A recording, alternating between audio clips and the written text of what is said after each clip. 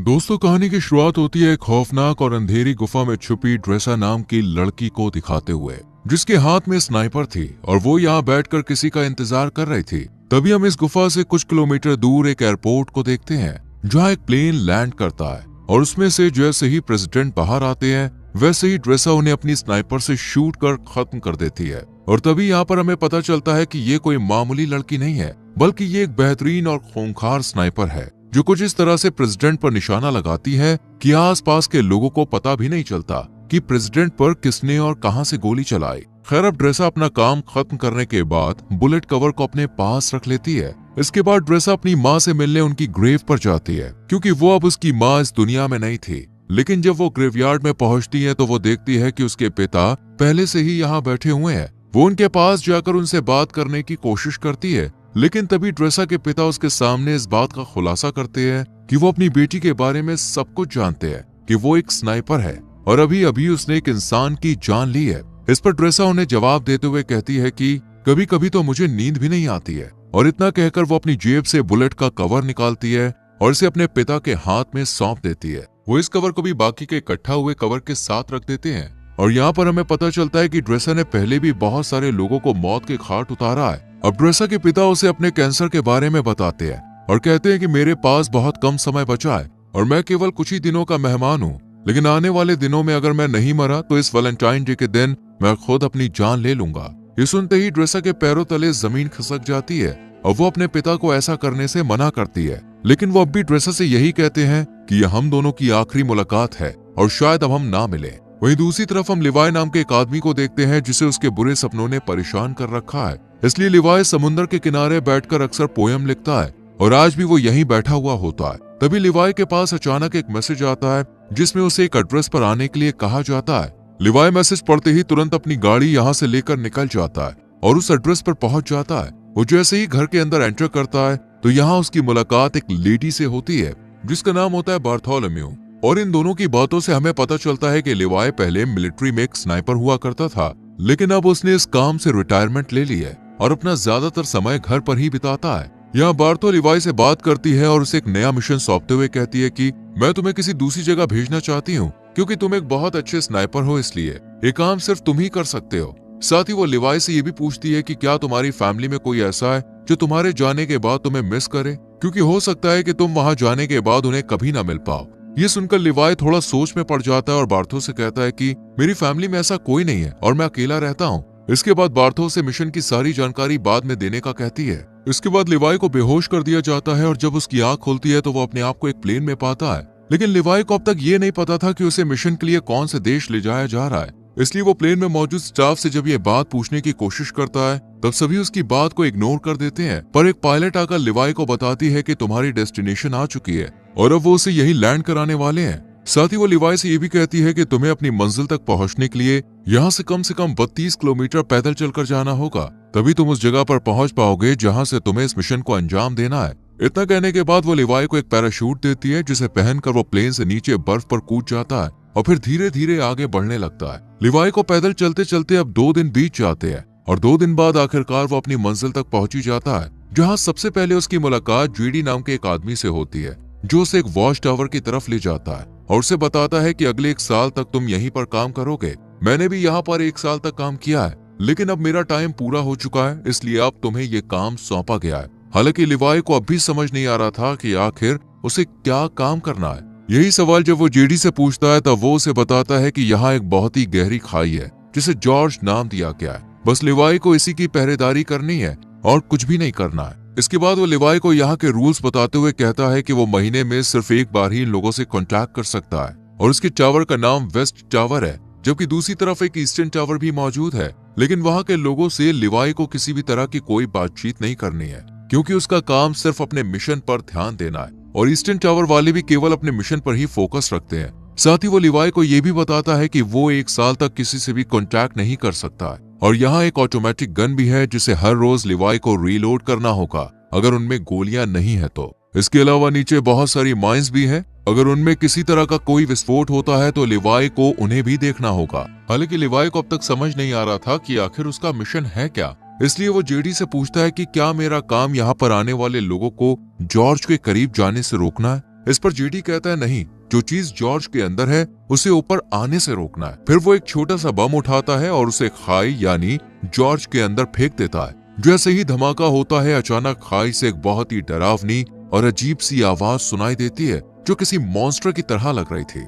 और यहाँ पर हमें इस खाई की असलियत का पता चलता है कि इसके अंदर कोई छोटी मोटी या मामूली चीज नहीं है, बल्कि कुछ बेहद ही खौफनाक छुपा हुआ है। इसके बाद जेडी लिवाई से कहता है कि जो चीजें जॉर्ज के अंदर छुपी हुई हैं, उन्हें हैलोवीन कहा जाता है और तुम्हें उन्हें ऊपर आने से किसी भी हाल में रोकना होगा। ऐसा कहा जाता है कि साल 1940 में सेना की 3 बटालियन इन्हीं हैलोवीन को रोकने के लिए नीचे गई थी, लेकिन वो भी कभी वापस नहीं आई। साथ ही वो लिवाई को एक स्ट्रे डॉग अलार्म के बारे में बताता है। जिस दिन वो अलार्म बजना शुरू हो जाए, उस दिन तुम बिना कुछ सोचे समझे बस यहाँ से अपनी जान बचाकर भाग जाना। हालांकि मुझे भी नहीं पता कि ऐसा क्यों बोला गया है, लेकिन मुझे जो पता है बस वो मैं तुम्हें बता रहा हूँ। इतने में इन दोनों की नजर सामने वाले टावर पर पड़ती है, जहाँ अब किसी नए अफसर को अपॉइंट किया गया था, क्योंकि पुराने अफसर को 1 साल पूरा हो चुका था। अब जेडी लिवाई को खाने पीने के बारे में बताते हुए कहता है कि उसका 1 साल के खाने का इंतजाम यहाँ कर दिया गया है, बाकी अगर वो चाहे तो शिकार भी कर सकता है। वहीं जेडी लिवाई के सामने इस बात का भी खुलासा करता है कि ये जगह 75 सालों से सीक्रेट रही है और किसी को भी इसके बारे में कुछ नहीं पता है, और हमें भी आने वाले टाइम में इस जगह को सीक्रेट ही रखना है। इतना कहने के बाद जेडी यहाँ से निकलकर बाहर आ जाता है और सिग्नल देने के लिए जैसे ही स्मोक करता है, तब एक हेलीकॉप्टर उसे लेने के लिए आ जाता है और जेडी इसमें चढ़ जाता है। लेकिन हेलीकॉप्टर में मौजूद अफसर पहले उससे उसकी आइडेंटिटी पूछता है और फिर उसे शूट कर मार देता है, जिससे हमें पता चलता है कि ये जगह इतनी सीक्रेट है कि यहाँ से किसी को भी बाहर जाने नहीं दिया जाता है। इधर हम लिवाई को देखते हैं जो बिल्कुल वैसा ही करता है जैसा उसे बताया गया था। वो ऑटोमेटिक गन के अंदर गोलियां डालता है और आसपास का जायजा लेने लग जाता है। जब पूरा 1 महीना गुजर जाता है, तब वो यहाँ से किसी को कांटेक्ट करने की कोशिश करता है और उन्हें बताता है कि मेरा किसी भी दुश्मन से कोई आमना सामना नहीं हुआ है। इतना कहकर वो कॉल कट कर देता है, क्योंकि उसे बस इतनी ही बातें करने की इजाजत दी गई थी और ये मैसेज उसे हर महीने में केवल 1 बार ही भेजना है। इसके बाद वो अलमारी में रखी किताबें पढ़ने लगता है कि तभी उसकी नजर दीवार पर लिखे हुए कुछ मैसेज पर पड़ती है, जो यहाँ रहने वाले इंसानों ने अपने अपने एक्सपीरियंस के हिसाब से लिखे थे। इन्हें पढ़ने के बाद लिवाई बाहर आ जाता है और एक टेलीस्कोप की मदद से दूसरे टावर को देखने की कोशिश करता है, जहाँ उसे एक लड़की बैठी हुई दिखाई देती है, जो कि कोई और नहीं बल्कि ड्रेसा ही थी। ड्रेसा की खूबसूरती देखकर लिवाई उसे देखता ही रह जाता है, लेकिन बात करने की कोशिश नहीं करता, क्योंकि उसे दूसरे वॉच टावर से कांटेक्ट करने के लिए मना किया गया था। इसी तरह लिवाई को यहाँ 2 से 3 महीने बीत जाते हैं और अब ड्रेसा भी उसके बारे में जान चुकी थी। इसलिए एक दिन जब उसका बर्थडे होता है, तब वो लिवाई से बात करने का फैसला करती है और एक पेपर पर लिखकर लिवाई से उसका नाम पूछती है। ये देखने के बाद वो भी एक बोर्ड उठाता है और उसके जरिए ड्रेसा को बातचीत करने से मना करता है, लेकिन ड्रेसा फिर भी उसे अपना नाम बता देती है, जिसके बाद लिवाई भी ज्यादा ना सोचते हुए अपना नाम लिख देता है और इस तरह दोनों में दोस्ती हो जाती है। एक दिन जब लिवाई को पता चलता है कि ड्रेसा एक स्नाइपर है, तो वो उसका टेस्ट लेने के लिए उसके सामान पर निशाना लगाता है, जिसके बाद ड्रेसा भी अपने आप को प्रूव करने के लिए स्नाइपर उठाती है और उसके वॉच टावर पर निशाना लगाती है। लेकिन तभी उसकी नजर कुछ मॉन्स्टर पर पड़ती है, जो कि खाई में से बाहर आ रहे थे। वो जल्दी से लिवाई को इशारा करके ये बात बताने की कोशिश करती है, जिसके बाद वो उन मॉन्स्टर पर ताबड़तोड़ फायरिंग शुरू कर देता है, लेकिन उनकी तादाद बहुत ज्यादा थी, इसलिए ड्रेसा भी लिवाई की मदद करती है और अपने वॉच टावर से ही उन मॉन्स्टर का खात्मा कर देती है। पर इसी दौरान एक मॉन्स्टर उसके पास पहुंच जाता है, जो देखने में आधा इंसान और आधा जानवर जैसा था। ड्रेसा जब उसे देखती है तो वो अपनी जान बचाने के लिए उस पर गोली चलाने की कोशिश करती है, लेकिन कोई फायदा नहीं होता और वो मॉन्स्टर लगातार ड्रेसा की तरफ बढ़ता रहता है। लेकिन सही वक्त पर लिवाई उसे शूट कर उसकी जान ले लेता है और ड्रेसा को बचा लेता है। इसके बाद अगले दिन लिवाई माइंस के अंदर जाता है, जहां अचानक खाई में से एक छोटा सा ड्रोन निकलता है और उड़कर यहाँ से चला जाता है। लेकिन उसके जाने से पहले लिवाई और ड्रेसा दोनों इसे देख लेते हैं, लेकिन इन्हें पता नहीं होता कि आखिर ये है क्या। इस तरह इन दोनों को यहाँ कुछ महीने और बीत जाते हैं और अब दिसंबर का महीना शुरू हो चुका था, जहाँ एक दिन अब लिवाई ड्रेसा से मिलने का फैसला करता है और वो अपने आरपीजी में जहाँ मिसाइल डाली जाती है उस जगह पर एक रस्सी को बांध देता है। उसे ऐसा करते हुए ड्रेसा भी देख लेती है, लेकिन उसे भी समझ नहीं आता कि आखिर लिवाई करना क्या चाहता है। इतने में लिवाई इस मिसाइल को दूसरी तरफ छोड़ देता है, जो कि एक रस्सी के सहारे बंधी हुई थी, और ये रस्सी ड्रेसा के पास पहुंच जाती है, जिसके बाद वो इसे एक पेड़ से बांध देती है और फिर लिवाई इसके सहारे यहाँ से दूसरे वॉच टावर तक पहुंच जाता है। इधर ड्रेसा जब उसे देखती है तो उसे बहुत ज्यादा खुशी होती है, पर वो लिवाई को गले लगाने से पहले उसे नहाने के लिए कहती है और खुद सीसीटीवी कैमरे की मदद से लिवाई को नहाता हुआ देखती है। इसके बाद ये दोनों एक दूसरे से बहुत सारी बातें करते हैं और इस दौरान ड्रेसा लिवाई से पूछती है कि तुमने सबसे लंबा शॉट कब मारा था। इस पर लिवाई बताता है कि मैंने 3240 मीटर दूर से एक आदमी को मार गिराया था और पहले मैं मरीन में काम किया करता था। इसके बाद वो ड्रेसा से पूछता है कि आखिर इस जगह में ऐसा क्या है जो इसे इतना सीक्रेट रखा गया है। तब ड्रेसा उसे ज्यादा ना सोचने और अपने काम से काम रखने के लिए कहती है। साथ ही उसे अपने पिता के बारे में भी बताती है जो शायद अब तक मर चुके होंगे। इसके बाद वो म्यूजिक प्ले करती है और लिवाई से डांस करने के लिए कहती है, जिसके बाद ये दोनों साथ में डांस करते हैं और एक दूसरे के करीब आकर यही सारी हदें पार कर देते हैं। इसी दौरान लिवाई ड्रेसा को अपनी कविताओं के बारे में बताने लगता है और उससे कहता है कि मैंने तुम्हारे लिए भी एक पोयम लिखी है। इतना सुनते ही ड्रेसा उसे पोयम सुनाने के लिए कहती है, लेकिन लिवाई उसे ये कहकर मना कर देता है कि जब हम दोनों यहाँ से निकल जाएंगे तब मैं तुम्हें वो पोयम दे दूंगा। अब सुबह होते ही लिवाई यहाँ से जाने का फैसला करता है, लेकिन जैसे ही वो बीच रास्ते में पहुंचता है तो देखता है कि मॉन्स्टर उसके वॉच टावर पर चढ़ रहे हैं। पर टावर पर लगी माइन से जब वो टकराते हैं तो एक बहुत बड़ा धमाका होता है जिसमें लिवाई की रस्सी जल जाती है और वो इस खाई में गिर जाता है। इधर ड्रेसा भी ये सब देख रही होती है, इसलिए वो लिवाई को बचाने के लिए जल्दी से एक पैराशूट लेती है और बिना कुछ सोचे समझे खाई में कूद जाती है। जिसके बाद हम ड्रेसा को एक नदी में बहते हुए देखते हैं जो कि इसी खाई के अंदर मौजूद थी। वो किसी तरह अपने आप को बचाकर किनारे तक ले आती है। वहीं हम लिवाई को एक पेड़ से लटका हुआ देखते हैं जहां अचानक एक बड़ा सा केकड़ा आकर उस पर हमला कर देता है, जिस वजह से लिवाई पेड़ से नीचे गिर जाता है और यहाँ उसे पेड़ की जड़ें पूरी तरह से जकड़ लेती है। इससे पहले कि वो लिवाई को नुकसान पहुंचा पाती, यहाँ ड्रेसा आकर उसे बचा लेती है और ये दोनों इस जगह को देखने लगते हैं कि तभी यहाँ कुछ हॉलोमैन घोड़े पर सवार होकर आते हैं और इन पर हमला कर देते हैं। लेकिन लिवाई और ड्रेसा इनसे डरने के बजाय इनका डट कर मुकाबला करते हैं और 2 हॉलोमैन को मार गिराते हैं, लेकिन एक वहां से भाग जाता है। इधर लिवाई ने जिस हॉलोमैन को मारा था वो अब उसे चेक करने के लिए उसके पास आता है तो देखता है कि इसने वर्दी पहनी हुई है। वर्दी को देखते ही लिवाई को जेडी की बताई हुई बात याद आ जाती है कि आज से सालों पहले 3 बटालियन सेना इस खाई के अंदर गिर गई थी जो कभी वापस नहीं आई, लेकिन ये अब तक जिंदा कैसे है, यही सवाल लिवाई को सोचने पर मजबूर कर देता है। खैर अब ये दोनों आगे बढ़ते हैं और एक ऐसी जगह पर पहुंच जाते हैं जहां इंसानों के अंदर से पेड़ बाहर निकल रहे थे। इन्हें देखकर ऐसा लगता है जैसे यहाँ किसी वायरस ने अपना आतंक फैलाया हो। अभी लिवाई और ड्रेसा इस खौफनाक मंजर को देख ही रहे थे कि इतने में ही कुछ हॉलोमैन इनकी तरफ आने लगते हैं, जिनसे बचने के लिए ये दोनों एक चर्च में पहुंच जाते हैं। लेकिन चर्च का नजारा बेहद ही डरावना था क्योंकि यहाँ कई लोगों की डेड बॉडी पड़ी हुई थी जिन्होंने वायरस के कहर से बचने के लिए खुद ही अपनी जान ले ली थी। तभी ड्रेसा के ऊपर एक मकड़ी अटैक कर देती है जो कि देखने में काफी बड़ी थी, मानो उसके ऊपर भी जैसे वायरस का असर हो गया था। और वो जैसे ही इन पर हमला करती है ये दोनों मिलकर इसे शूट कर यहीं खत्म कर देते हैं। लेकिन तभी दरवाजा तोड़कर कुछ हॉलोमैन यहाँ आ जाते हैं, जिन्हें देखते ही लिवाई और ड्रेसा जल्दी से चर्च में भाग निकलते हैं और पहाड़ों के बीच बनी एक सुरंग में पहुंच जाते हैं। और दरवाजे को आगे बंद करके जब इस सुरंग को अंदर से देखते हैं तो इन्हें एक तरह की लैब दिखाई देती है जहां पहले कभी एक्सपेरिमेंट किए गए थे। यहाँ इन्हें एक बैकअप जनरेटर भी मिलता है जिसे ये लोग स्टार्ट कर देते हैं और फिर लिवाई को यहाँ एक डीवीडी प्लेयर भी मिलता है। डीवीडी के इस कैसेट को जब ये दोनों प्ले करते हैं तो स्क्रीन पर एक लेडी दिखाई देती है जो इस जगह को लेकर अपने सीक्रेट मिशन के बारे में बताती है।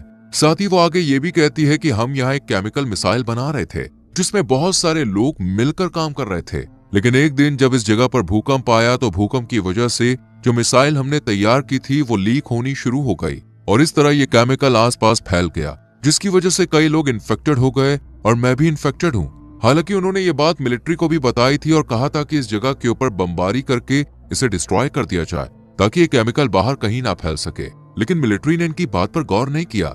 इस लेडी की बातें सुनने के बाद अब लिवाई और ड्रेसा को सब कुछ समझ में आ जाता है, इसलिए ये सुरंग को और करीब से जानने की कोशिश करते हैं और तब इन्हें यहाँ एक नए जमाने का कंप्यूटर मिलता है जो कि काफी अजीब बात थी। इसलिए ये इस कंप्यूटर को ऑन करने का फैसला करते हैं और इसमें मौजूद इन्फॉर्मेशन को देखकर एकदम हैरान रह जाते हैं क्योंकि इसमें एक डार्क लैब नाम की कंपनी के बारे में पता चलता है जो कि पैरामिलिट्री बनाने का काम करती है। वो यहाँ से इन्फेक्टेड लोगों के सैंपल ले जाती है और उनसे अपने सोल्जर को सुपर सोल्जर बनाने का काम करती है। इसलिए कोई भी देश इस जगह को पूरी तरह से मिटाना नहीं चाहता है। साथ ही लिवाई को यह भी पता चलता है कि ये जो खाई है ये 4.2 किलोमीटर लंबी है। इसके बाद ये दोनों जैसे ही यहाँ से बाहर निकलते हैं अचानक एक हॉलो मैन इनके ऊपर हमला कर देता है और ड्रेसा को रस्सी से बांधकर खींचते हुए अपने साथ ले जाता है। हालांकि वो रस्सी को काटने की कोशिश करती है लेकिन कोई फायदा नहीं होता। इधर लिवाई भी उसे ढूंढने के लिए इधर उधर भटकता रहता है और एक ऐसी जगह पर पहुंचता है जहां एक बहुत बड़ी मिसाइल मौजूद थी। वही हम ड्रेसा को एक पेड़ से लटका हुआ देखते हैं और वो हॉलो मैन भी उसके सामने ही खड़ा होता है, जिससे ड्रेसा उसे खोलने के लिए कहती है। लेकिन वो जब उसकी बात नहीं सुनता तो वो खुद ही किसी तरह अपने हाथों को खोलकर उस पर अटैक कर देती है। काफी देर तक इन दोनों में लड़ाई जारी रहती है। इतने में ही यहाँ लिवाई भी आ जाता है और हॉलो मैन को शूट कर ड्रेसा को बचा लेता है। लेकिन जब वो वर्दी पर उसका नाम देखता है तब उसे पता चलता है कि वॉच टावर पर पहरेदारी देने वाला ये पहला इंसान था जो बाद में इन्फेक्टेड हो गया। इसलिए ये दोनों अब यहाँ से निकलने का फैसला करते हैं और यहाँ खड़ी एक कार के अंदर नई बैटरी डालकर उसे एक रस्सी से बांध देते हैं। जैसे ही कार ऊपर की तरफ जाने लगती है, अचानक यहाँ बहुत सारे हॉलो मैन आ जाते हैं और इन पर हमला कर देते हैं। पर ये दोनों अपनी स्नाइपर से इनमें से कई हॉलो मैन को मौत के घाट उतार देते हैं। लेकिन एक वक्त पर आकर जब इनकी गोलियां खत्म हो जाती हैं तो ये इनमें आग लगा देते हैं और एक पहाड़ी पर पहुंचकर इस कार को भी नीचे धकेल देते हैं और फिर ये किसी तरह ईस्टर्न टावर तक पहुंच जाते हैं। लेकिन इन्हें इस बात का डर होता है कि इनमें से कोई इन्फेक्टेड ना हो गया, इसलिए लिवाई अगले दिन रस्सी की मदद से अपने वॉच टावर पर पहुंच जाता है, जहां बार्थोस से कांटेक्ट कर पूछती है कि क्या तुम जॉर्ज के अंदर गए थे। इस पर लिवाई मना कर देता है। ये सुनकर बार्थोस से कहती है कि हो सकता है कि दूसरे टावर का कोई अफसर जॉर्ज में गया हो, क्योंकि किसी ने हमारे कंप्यूटर को स्टार्ट किया है, इसलिए अब तुम्हें उसे मारना होगा। हालांकि बार्थो ने पहले ही सीसीटीवी फुटेज में देख लिया था कि ये दोनों जॉर्ज में गए थे, लेकिन वो लिवाई के सामने इस बात का इजहार नहीं करती है, बल्कि खुद ही अगले दिन यहाँ आ जाती है। लेकिन इसके हेलीकॉप्टर को लिवाई और ड्रेसा दोनों देख लेते हैं और इन्हें पता चल जाता है कि ये इन्हें मारने के लिए यहाँ पे आई है, इसलिए ये जल्दी से जंगल की तरफ भाग जाते हैं। लिवाई को पता था कि 4.2 किलोमीटर को पार करने के बाद ये खाई आपस में मिल जाती है और फिर वो ड्रेसा से मिल सकता है, इसलिए ये वॉच टावर के एंटीना पर हमला करता है और यहाँ अलार्म बजना शुरू हो जाता है, यानी कि यहाँ अगले 2 मिनट में स्ट्रे डॉग मोड ऑन हो जाएगा और ये जगह अपने आप डिस्ट्रॉय हो जाएगी। अब बार्थो भी ये बात अच्छी तरह से जानती थी, इसलिए वो हेलीकॉप्टर लेकर यहाँ से भागने लगती है। इधर ड्रेसा और लिवाई भी भागने लगते हैं, जिसके बाद 2 मिनट पूरे होते ही जॉर्ज के अंदर जो मिसाइल रखी हुई थी वो ब्लास्ट हो जाती है और इस ब्लास्ट की वजह से सभी हॉलो मैन मारे जाते हैं। वहीं बार्थो का हेलीकॉप्टर भी इस धमाके की चपेट में आ जाता है, जिस वजह से वो भी मारी जाती है। इधर लिवाई भी पानी में गिर जाता है, लेकिन ड्रेसा इन सब में बच जाती है और एक जगह बैठकर उसका इंतजार करने लगती है। काफी दिन बीत जाते हैं लेकिन लिवाई का कोई अता पता नहीं चलता, इसलिए वो उसकी लिखी हुई पोयम खोलकर पढ़ती है और फिर अपनी नई जिंदगी की शुरुआत करती है और एक रेस्टोरेंट में काम करने लगती है। लेकिन तभी अचानक एक दिन वहां लिवाई आ जाता है, जिसे देखकर ड्रेसा बहुत खुश होती है और फिर ये दोनों एक दूसरे को किस करते हैं और इसी के साथ ये कहानी यहीं खत्म हो जाती है। तो दोस्तों, क्या होता अगर आप लिवाई और ड्रेसा की जगह इस कहानी में होते? क्या आप कुछ अलग करके बेबी दे पाते? कमेंट करके जरूर बताना। वीडियो अच्छी लगी हो तो लाइक और शेयर करके हमारे चैनल सब्सक्राइब करके बेल आइकॉन प्रेस कीजिए। मिलते हैं अगली वीडियो में। Till then bye bye, take care.